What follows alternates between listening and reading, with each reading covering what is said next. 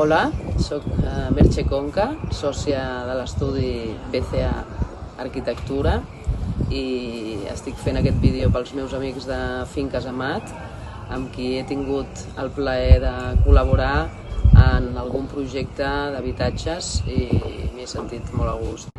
Durant aquests mesos, mentre ha durat el confinament, ens hem adonat de les limitacions que tenen els espais de casa nostra, dels nostres habitatges. Per què? Doncs perquè hem hagut de fer compatibles totes les activitats que habitualment fem a fora de casa amb un únic espai, a més compartint-lo amb altres membres de la família. Això de què ens ha servit, què en podem treure d'aquesta experiència? Doncs que hem hagut de compatibilitzar tots aquests usos i que els habitatges tenen una limitació. Jo crec que s'hauria de repensar el funcionament, la distribució, la configuració de l'habitatge. D'entrada, diria que hem de millorar les condicions d'habitabilitat en aquells habitatges petits, situats en nuclis antics, on molts d'ells no estan complint les normatives actuals, però tenen la qualificació d'habitatges, una millora en quant a la seva il·luminació i la seva ventilació.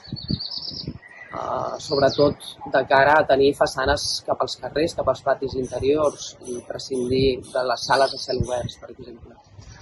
Un altre tema fonamental i que tots hem patit durant aquests mesos ha estat el tema dels balcons. Els balcons, les terrasses a les grans ciutats moltes vegades no els hem tingut en compte a l'hora de projectar.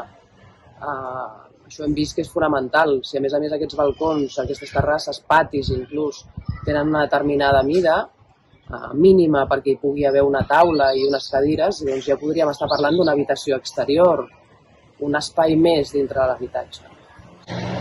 I per acabar, jo crec que també molt important, és una manera d'interpretar, de distribuir, de repensar l'habitatge de manera que permeti una certa flexibilitat i una polivalència dels espais en els seus usos.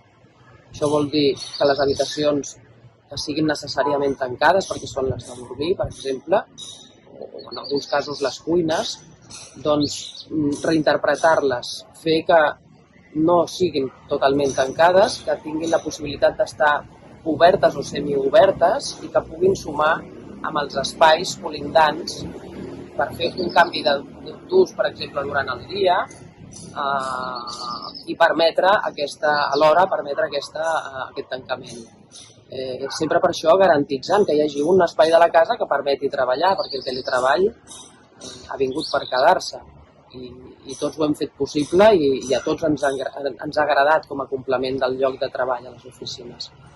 En aquest sentit, de la mateixa manera, aquesta flexibilitat traslladada a les zones de dia, a les zones comuns de la casa, també permetre que hi hagi la possibilitat de subdividir-les mitjançant portes corredisses, cortines, panells, perquè permetin fer usos diferenciats dintre el mateix espai.